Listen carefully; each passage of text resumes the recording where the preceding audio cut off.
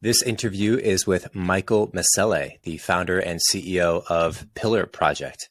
Pillar Project raised over $20 million in 2017 through an ICO. They then set up a foundation, a organization based in Switzerland, run by a board of directors, and voted in through a DAO, which manages the funding. We talked about exactly how the DAO ecosystem and management of the fund works. They effectively donated the money from the Pillar Project to the foundation, and we talked about the real life implications of how voting gets made in DAOs. We talked about some of the tools they use with Collabland, Snapshot, and then you can check out DAO tooling for more. We covered Etherspot, which is an SDK that they built and are investing a lot into that basically took out part of the ecosystem smart contracting framework and spun that out as its own tool. We talked about some other open source projects, some DEXs, and other things that Michael saw coming down the pipeline in the future related to NFTs, CeFi, DeFi. We talked about a bunch of stuff. So I hope you enjoy this conversation. Here is Michael Messele. All right, we got two Michaels on a podcast. So already we're off to a good start. Michael Messele. Michael, you're based in London. You're running a great project.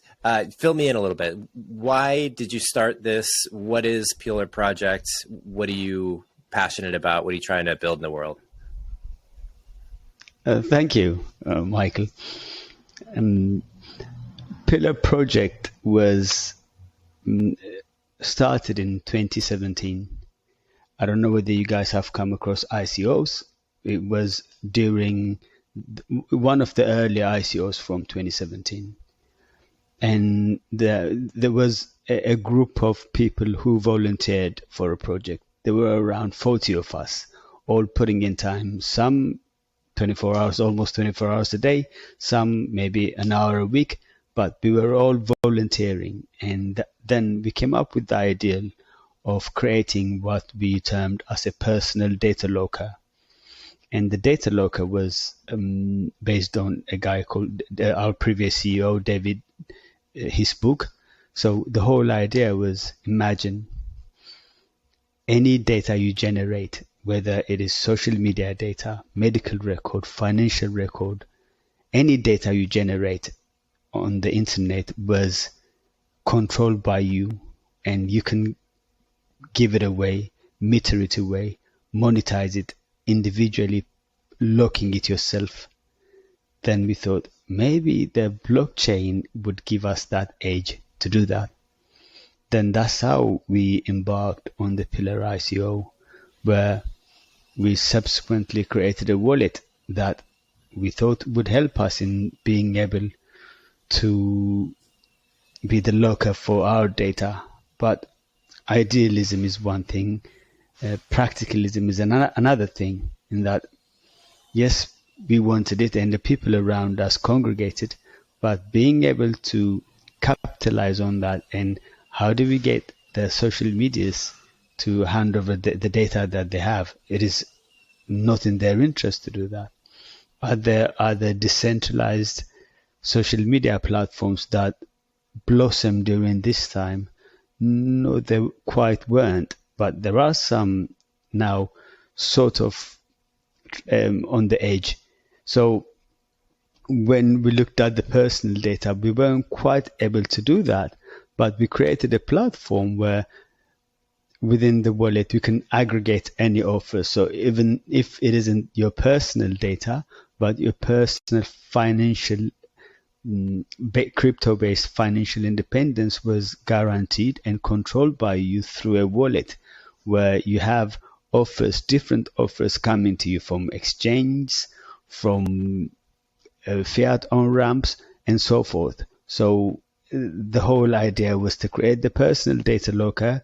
We ended up creating a data management, which is again controlled by ourselves in the form of a wallet. Now there are loads of wallets that sort of do this as well, but so we are one of those, and that is the origin of our project, which we've evolved a little bit, and now we have gone into infrastructure providing phase where we still have the wallet, but we have a marquee product called Etherspot, something like that, which is providing the infrastructure for facilitating what we call Web 2 like flow, or UX for Web 3 payment mechanisms.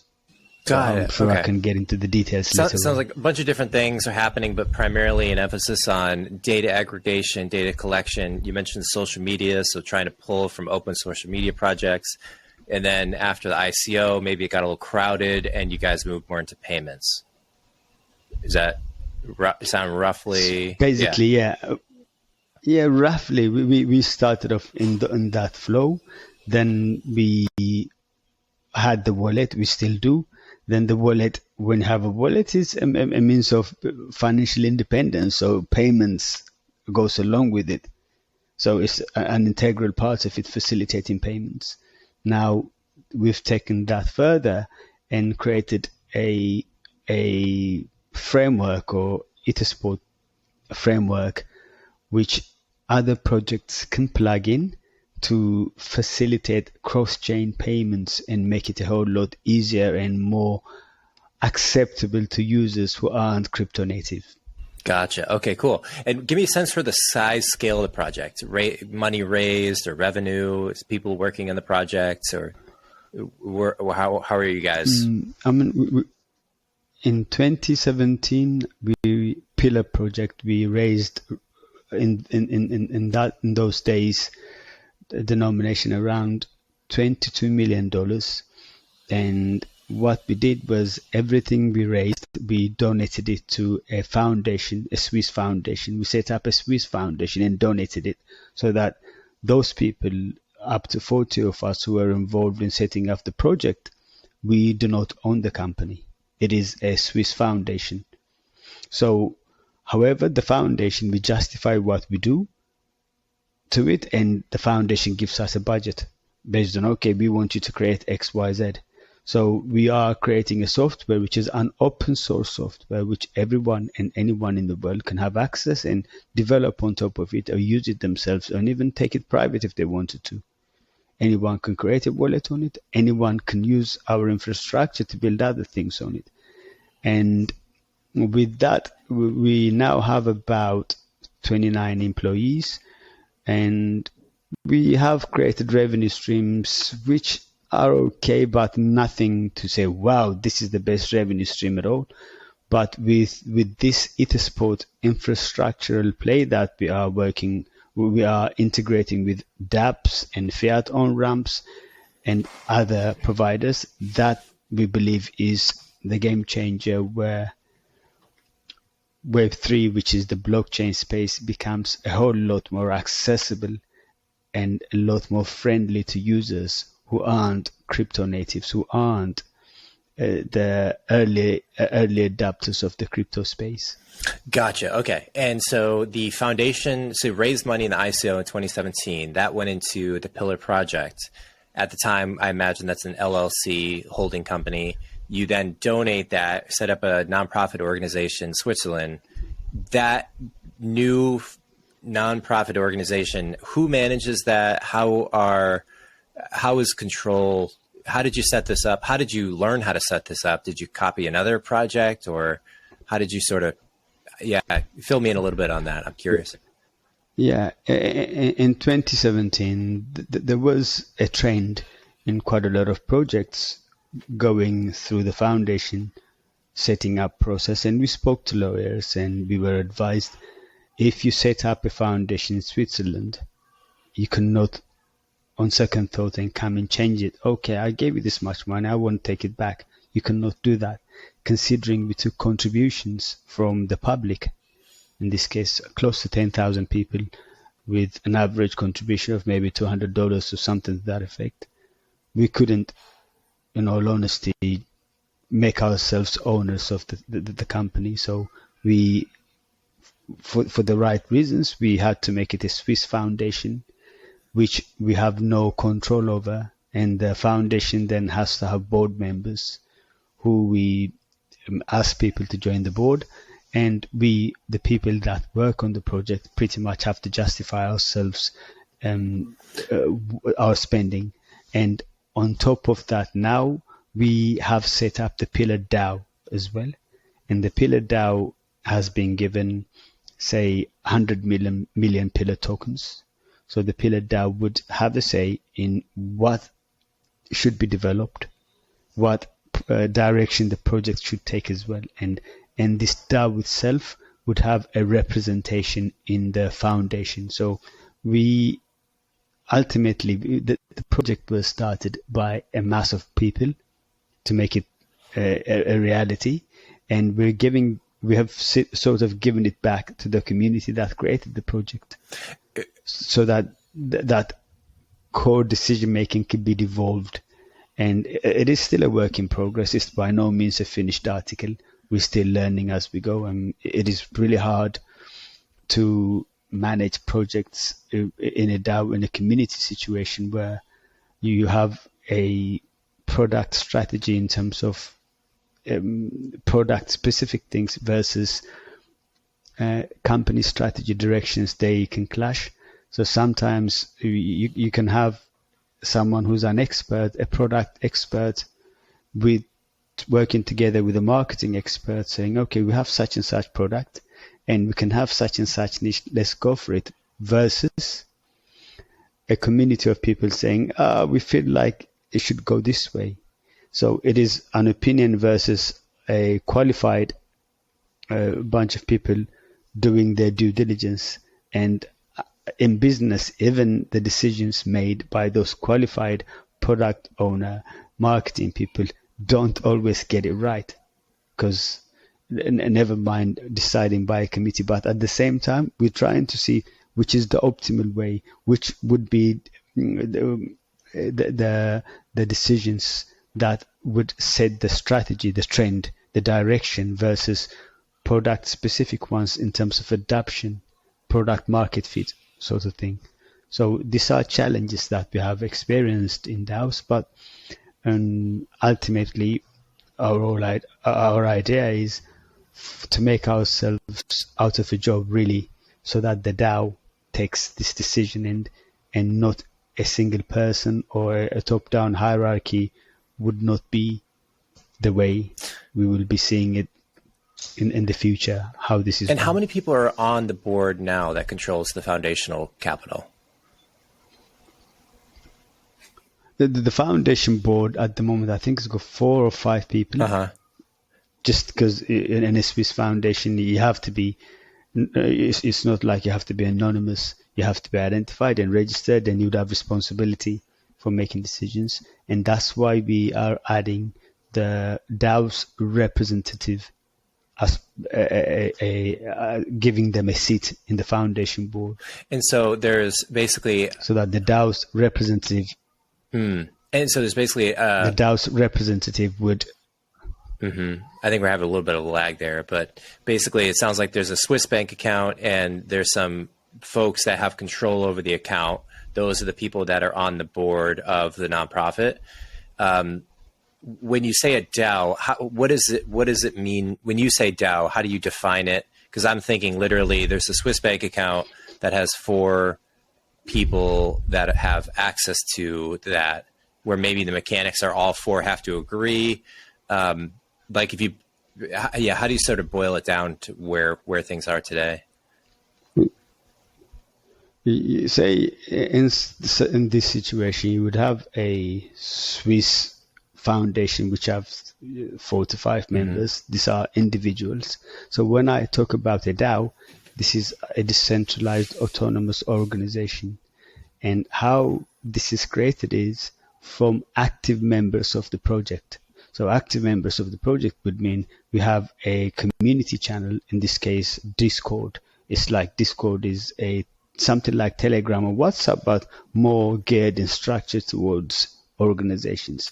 Now, within this, you have members that come in and that are active. Out of those, then you would have rooms that are controlled by however amount of pillar tokens you have. So this is called gated rooms. in these rooms, you have members that have qualified that are active. So these people are eligible to be, based on the token criteria, eligible to be members of the DAO. Got it. Then of those, there are X amount that do participate. So what we've done is to make it acceptable in the Swiss structure. We created an association, a Swiss-based association, which almost links, which is the legal representative of representation of the DAO. Gotcha. The DAO in this case is this decentralized autonomous organization, which is made up of community members that are active in the project and that possibly funded the project from the get-go. Got it. Okay. So there's maybe 100 people on this, or how many people would be? Something to that effect. Yeah. I mean, altogether, token holders would be upwards of 20,000, but you're not going to have 20,000 people participating. Right. So you would maybe have 100 people or something to that effect.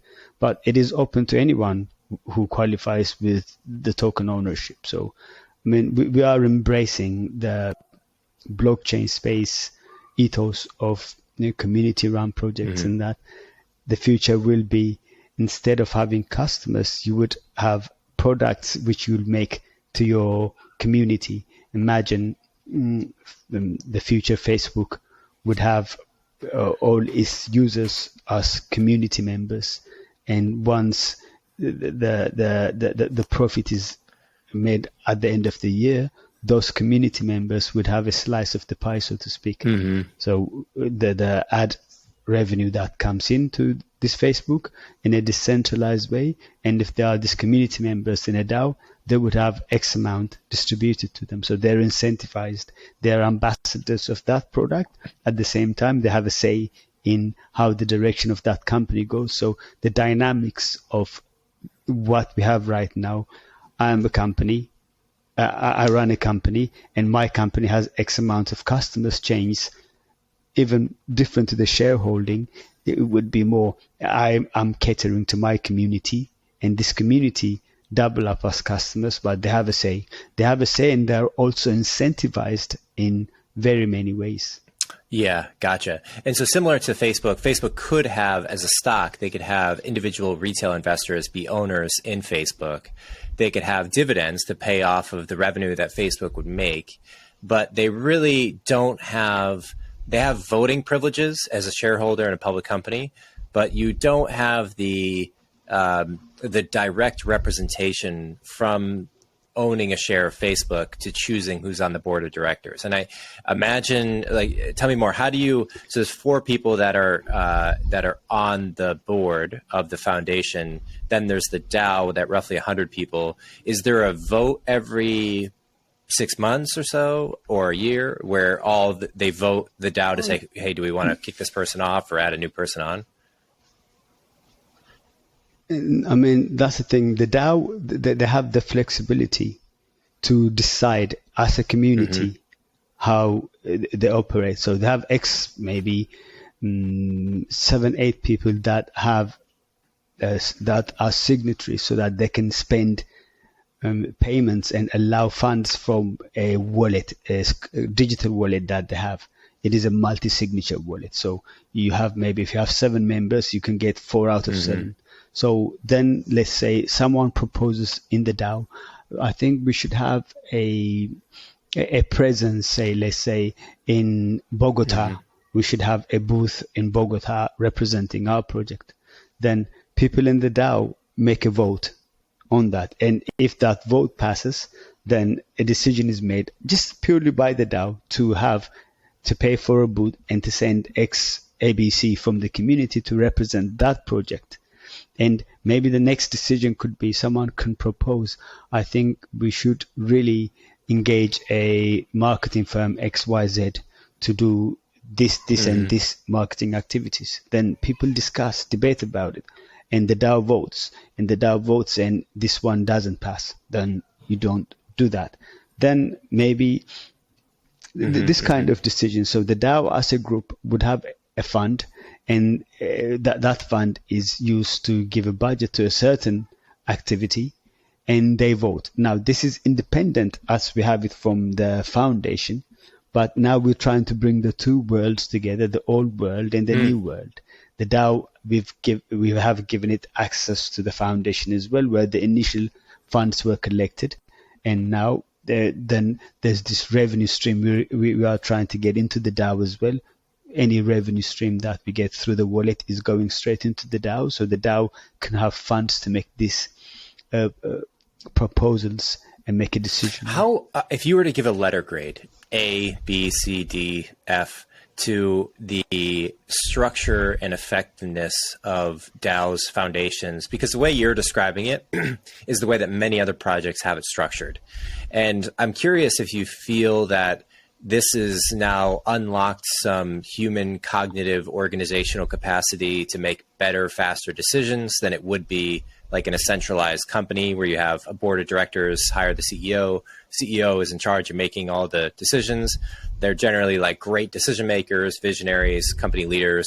If you push that decision-making power down to a more flat organizational structure through a DAO, do you feel better for productivity? Certainly there's pros and cons. It doesn't seem like an obvious better solution in every application. Yeah, there are pros and cons, and we're still learning as we speak, because as I kind of touched up on it earlier on, when you make decisions, technical decisions, let's develop such and such because it would help us in this way, members of the DAO may not necessarily be knowledgeable to make that call. And even product specific calls or specific marketing calls, not necessarily it could be. However, at the same time, there could be someone in the community with such an insight. They could be a marketing expert somewhere else. So it is just getting the balance right. Is it product level decisions versus company direction versus decisions? And you do see it in other projects as well, where the DAO has a say in certain areas, and then the operational team has a say in certain areas. But ultimately, what you would want to do is the DAO to have the ability to say, no, we're not happy with this development team that is taking the project in such and such direction. Okay, from the DAO's perspective, we will hire team X from outside to do this, and Got this. it. And considering this is all open Do you see, source. not necessarily in your project, but is conflict of interest a major problem in the industry when you set it up this way? Because I would imagine that people are proposing a particular marketing agency or a particular development agency. Maybe this person owns the development agency or the marketing agency, or maybe they work there. Does that sort of thing plague the industry in some way that is either not talked about or talked about? I mean, I've always thought about, we've discussed about these sorts of scenarios. However, look at it this other way. If this person has an agency in a DAO that has, say, 1,000 people who can make a vote on, this person must be either really good at convincing people, or maybe worth their while to have, say, 501 people to vote for them. Yeah. For that proposal, because proposals, when they're made in the public, they're scrutinized in the public. You're hoping that if a certain DAO has 1,000 members, and to make such and such decision, you need a quorum of, say, maybe 500. So 50% of those, then out of those 50%, if you get 251, you get through. So it depends on how the DAO decides to award these things. But obviously, you would always try to game it. And human nature. Yeah. What are the tools that you're using? Is there any infrastructural tools that you're using to manage the DAO, to manage the voting? You mentioned Discord. Are there any other like industry common or critical infrastructure you're using to manage the development and voting and tokenizations? Yeah, I mean, voting is generally, there's this tool called Snapshot that allows you to do the voting, and there's this tool called Collabland that allows you to get rooms on Discord. And there are quite a lot of DAO. If you Google DAO tooling, it is an emerging space where quite a lot of tooling is coming.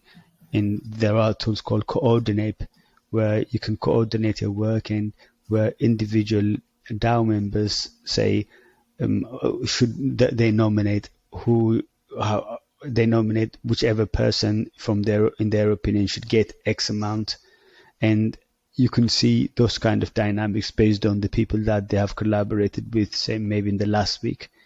And we have created a tooling called Airdrop Me, which allows you to distribute payments, which is crypto payments to DAO members, where the sender doesn't pay, it's just the receiver pays when they withdraw their payments. There are quite a lot of toolings out there. Interesting. And you mentioned this Etherspot. This was kind of a direction now where this is not tell me if this is incorrect, but it's not a focus of the DAO's foundational resources, but more a focus of the development company of Pillar Project. Maybe help me understand what is Etherspot and who is driving it.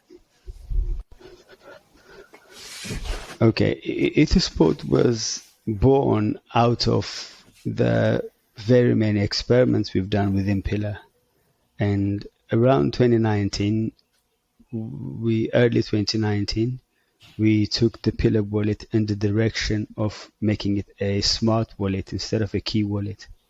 A smart wallet is a smart contract-based wallet. Now, with this with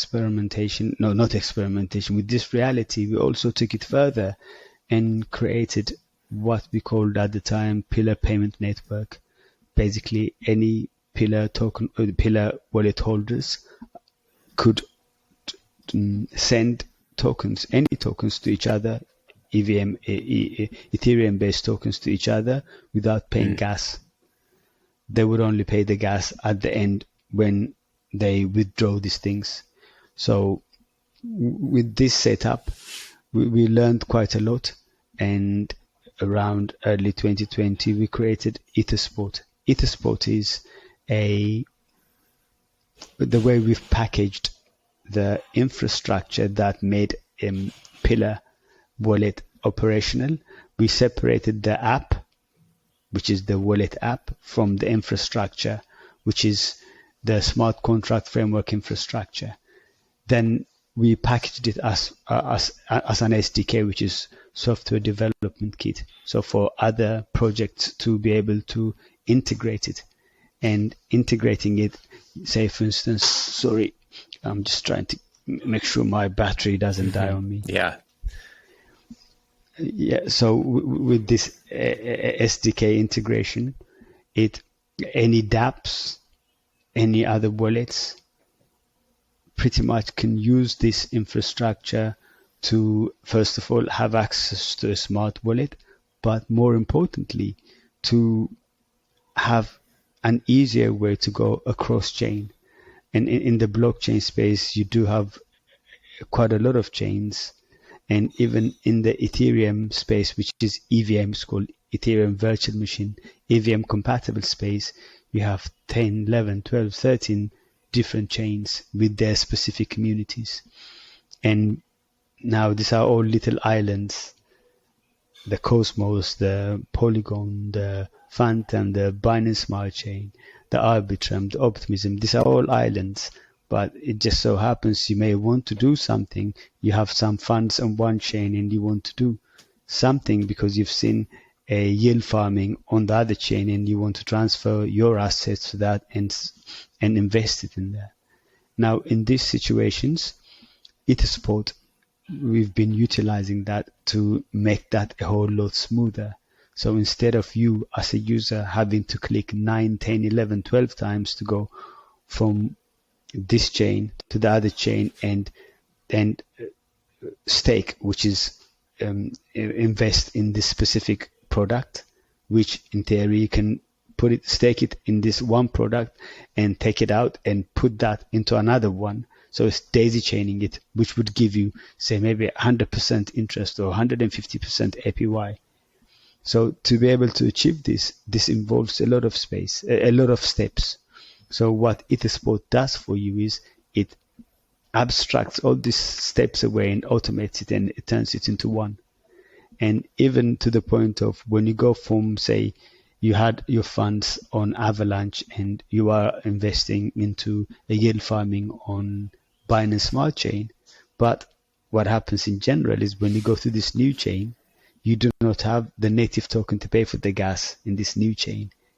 So it means you have to go and find the gas token. So all that is even abstracted away using Etherspot. So effectively, we're trying to give Web3 non-custodial decentralized infrastructure a Web2 like UX, so that just like when I go and set up my shopping cart in an e-commerce website, I just click and it goes there. I don't really need to know the implementation details, because for all I know, when I go to Amazon, they can be using 5, 6, 7, 8 databases, but I don't know, and I don't care.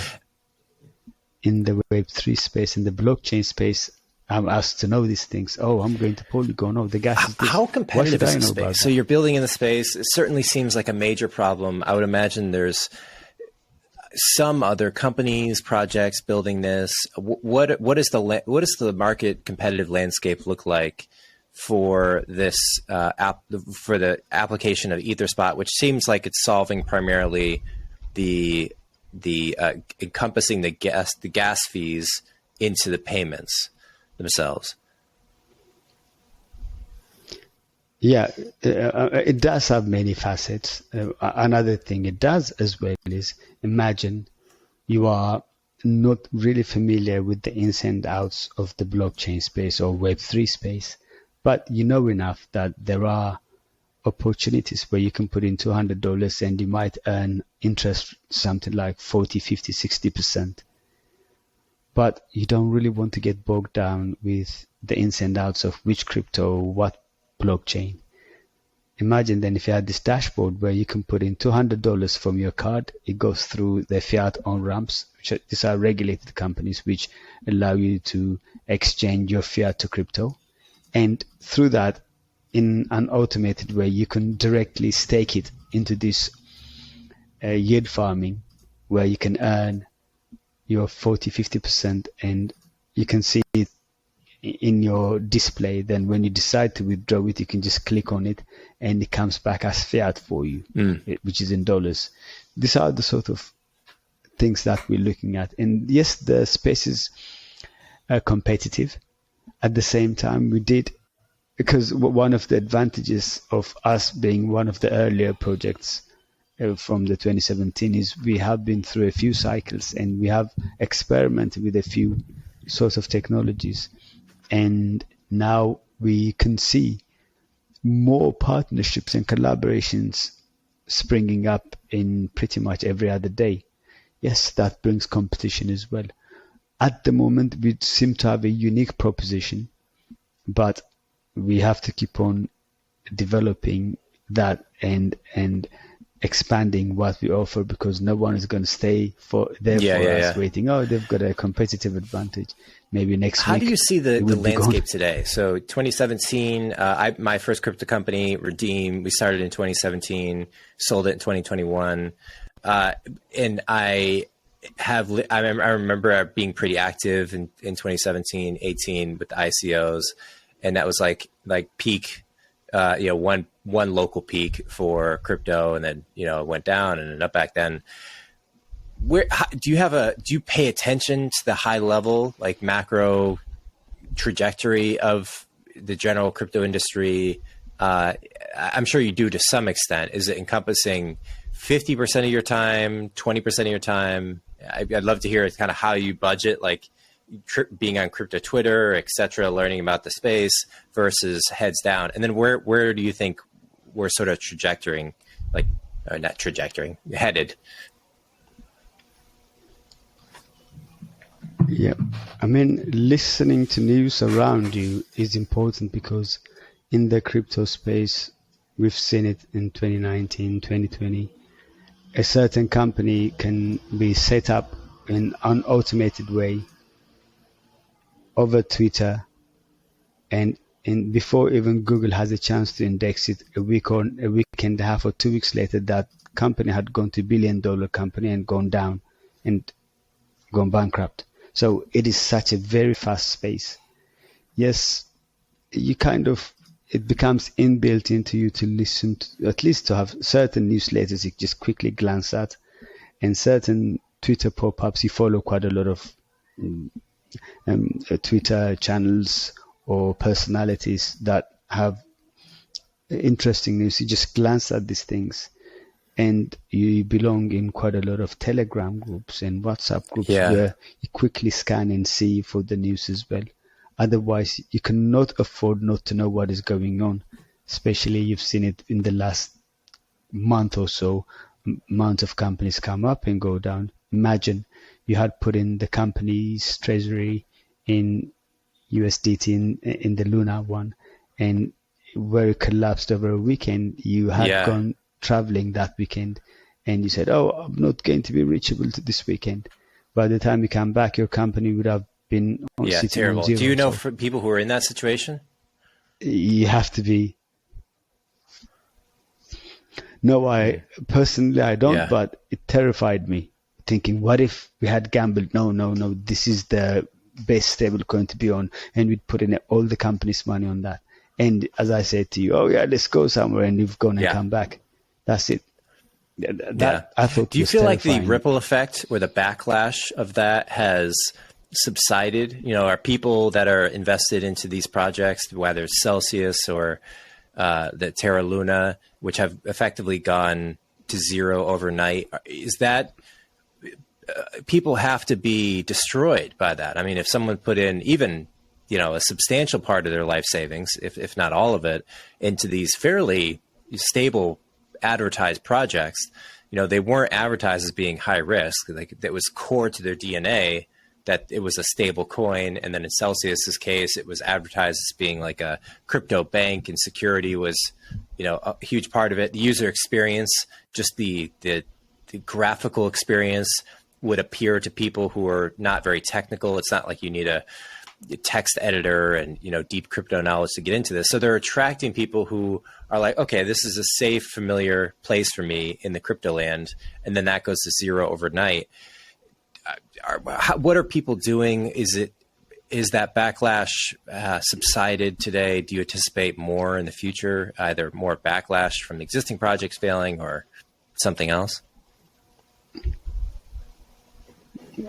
I mean, this has highlighted the presence of centralized entities and non-custodial decentralized entities. At the same time as the, I think 3AC and the Celsius were in trouble, a couple of decentralized investment situations had the same issue, where the community had to vote on one of them to actually make a controversial decision, where they were to amend their smart contract, which is not meant to be modifiable, and take ownership of a certain position, which ultimately the position holder was alerted and they did something about it themselves. On the other side, the central entities, where they have their accounting books and the processes that they have to go through, but they expose themselves by borrowing money from the automated market makers, where you have to over collateralize in these cases, and if you don't pay the loan, the smart contract, which is the computer program, would automatically dissolve your position. And interestingly enough, if you look at the Celsius, they pretty much paid all the loans that they had exposure to these automated markets, close to $1 billion, I think. Because if they don't pay, when the algorithm would say, okay, I'm going to take to auction this, and you lose your position. What they didn't pay is the individuals who were not allowed to withdraw. So it has shown the cracks between centralized entities playing in the decentralized space, and they're the ones that went down in this case. But nonetheless, people have lost money. At least quite a lot of them have not been paid with all the other companies that paid, and it's the retail people and people that follow the hype and, oh, crypto, you will make X amount. And these things go in a cycle. It's not just in the crypto space as well, though. If you remember the GameStop situation where people piled in, hold, and piled in a lot of money. So this kind of sentiment happens. So yeah, I think the old adage for me is don't put in more than you can afford to lose in these situations. If you borrowed money to gamble it and say, okay, I'm going to gamble because whatever crypto is going to go, because we've seen in the past it go to 100 times, I'm going to gamble and borrow and put in X amounts of money for it to go 100 times. What if it doesn't? How do you split that between different projects?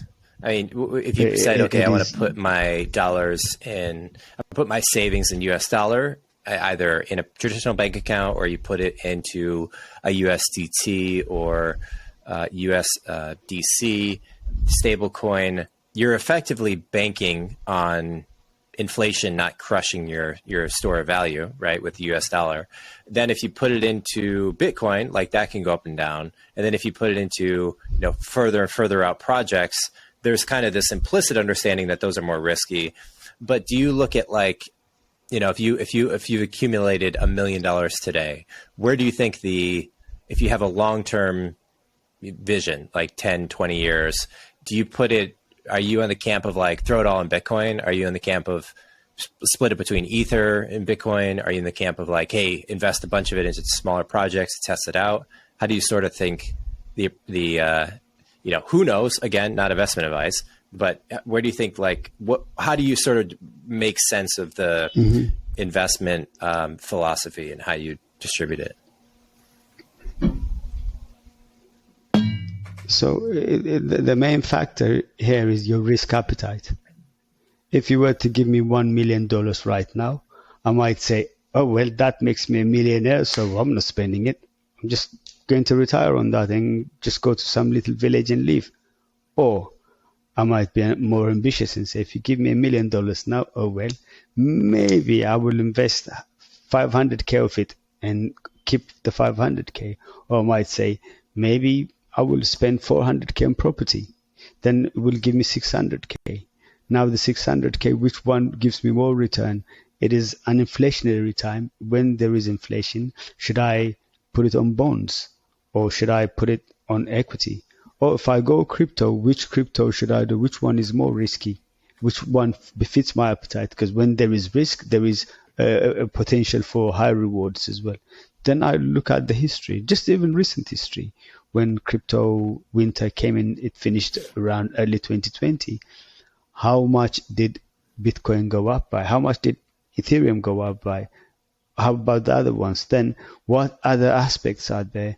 Oh, the proof of work being replaced by proof of stake and some burning of Ethereum. So would that create a shortage? If it does, what would that be on the price of Ethereum? How about the comparison in the ecosystem between 2018 and 2022? Well, there are X amount of more projects now I see. Then does it mean then this leads to more creativity in the next year or two for it to be an even more vibrant ecosystem? So I would try and look at all these triangulations before I make my call on the 1 million you've just given me. But it entirely depends on individuals' risk. The hard part appetite. is to know, say you're medium risk. You're like, well, I like this cash. I don't want to lose it. Some portion of it I want to put into high risk, but, I want to save a large portion into lower risk. Hard to know. But to me, it feels like Bitcoin seems to be the consensus for long-term store of value digitally. The threat to Bitcoin would be the governments I see that maybe there's some technical risk with quantum computers coming down the pipeline, like China's investing a lot into that. Potential, who knows if like decryption accelerates faster in technological development than encryption accelerates. Possible, hard to speculate. Then there's the clear and obvious case of government crackdown. If governments were to view Bitcoin as an existential risk, particularly in the United States, to the US dollar, to the strength of the economy, the US could shut down the exchanges. Without access to the exchanges, there's really no effective and simple, fast way to move between your bank account and your crypto wallet, which I think undercuts, a huge, like the whole industry. That's kind of how I make sense of the landscape and the risk tolerance is like, if that were to happen, my guess is that Bitcoin would drop significantly in the short term and probably rise in the long term. But even then, maybe the US announces tomorrow they cut all access to crypto exchanges.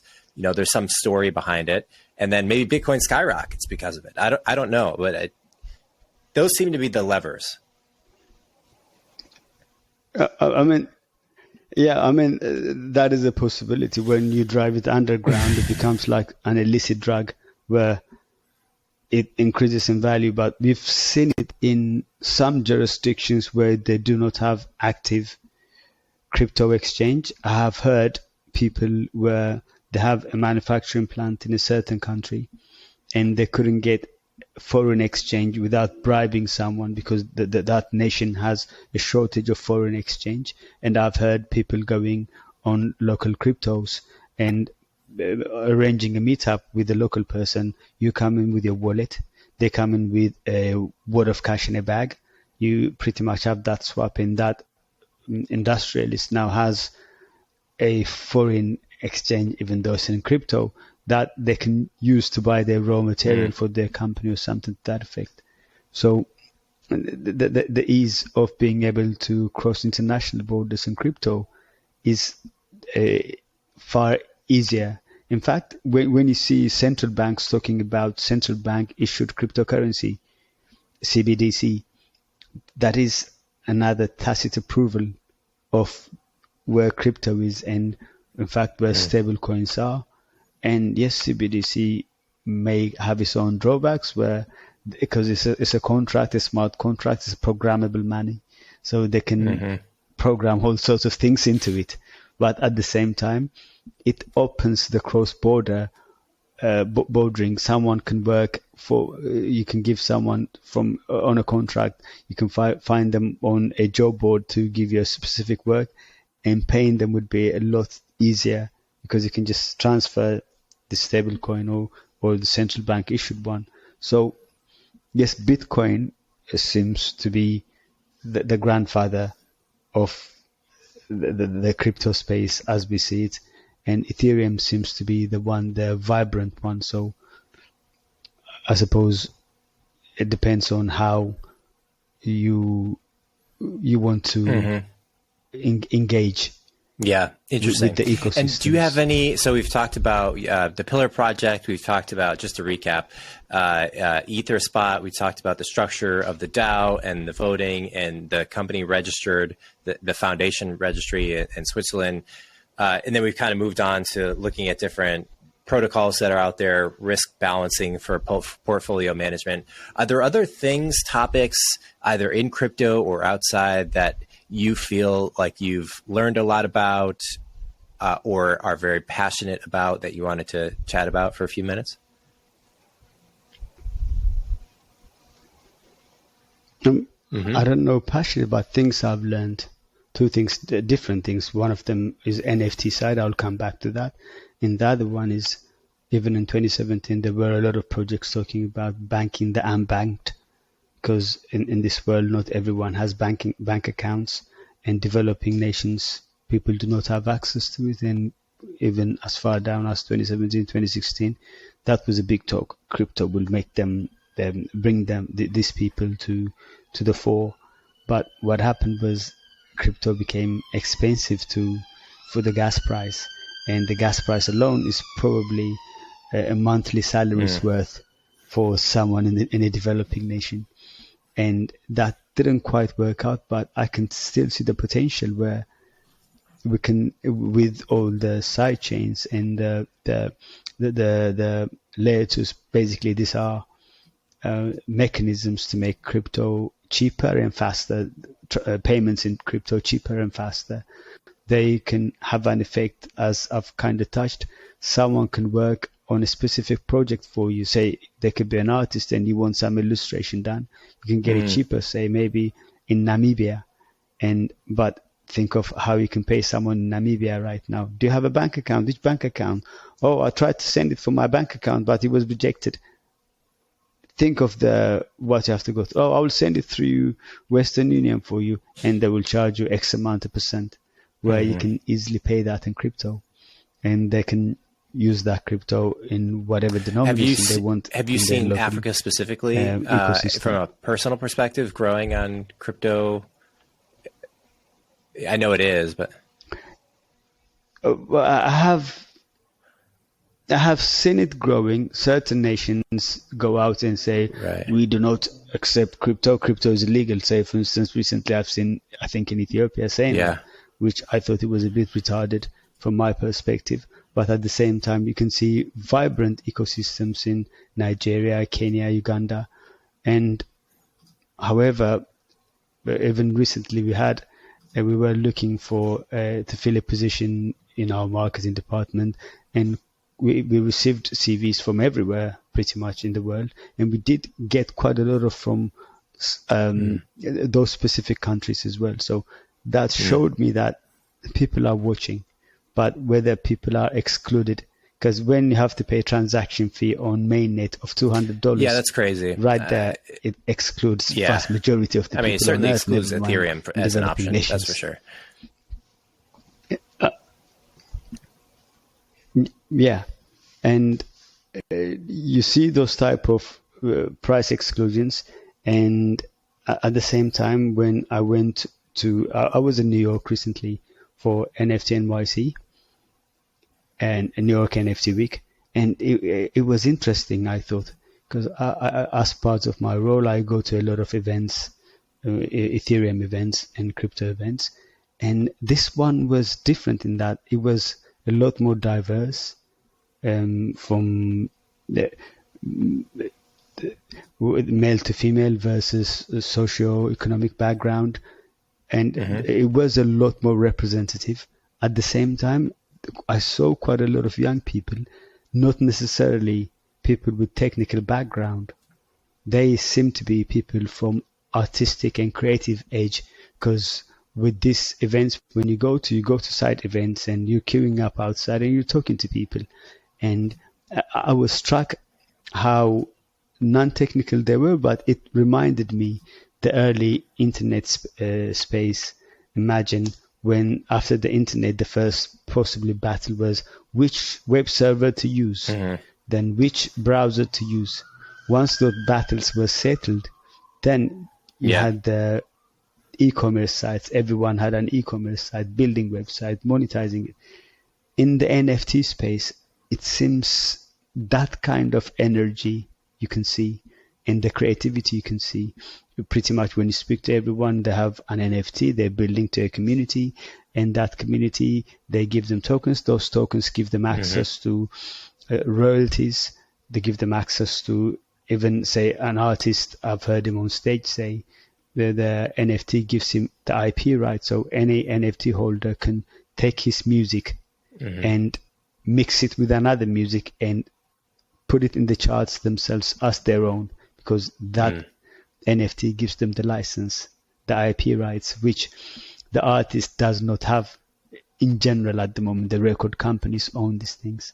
So those sort of creativities, and I've seen a big company where they use NFTs for engagement in that when you buy a certain ticket, you get an NFT which could give you backdoor access, further the engagement in terms of discounts, promotional ties to them. So that I thought was fascinating.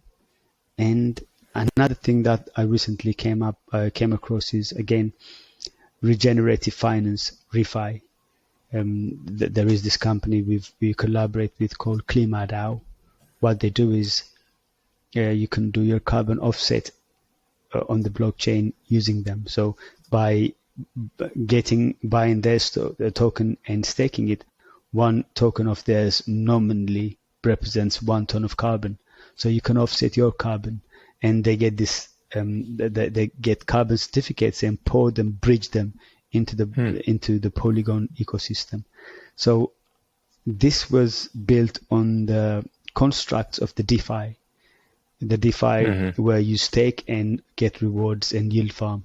So I thought that was fascinating because the DeFi construct is an extreme capitalism case. When you see the smart contracts, automated market making, as we've kind of touched upon, the Celsius case, you borrow money, you collateralize it, you miss your payment, it gets liquidated. No one is talking to you, no one is asking you, it's automated. So this is a zero-sum game in terms of the DeFi world. I win, you lose. And these people took that and built a regenerative finance, an environmental aspect to it. I thought that was an ingenious way of using the infrastructure that we have in.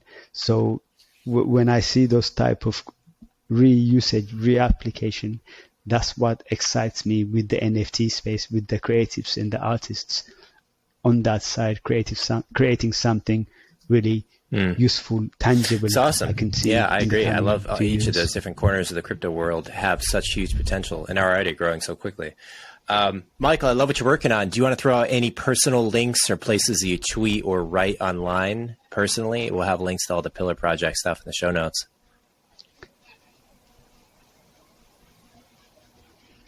Yep, you can reach out to me at MMM319 on Twitter. Every now and then I tweet. I'm not a prolific tweeter, but every now and then I express my ideas.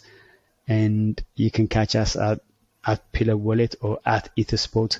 We do tweet regularly in that, and fascinating insights that we provide into the space as well from our tweets on at Etherspot. Awesome. Thanks so much, Michael. It's been a lot of fun. You guys as well.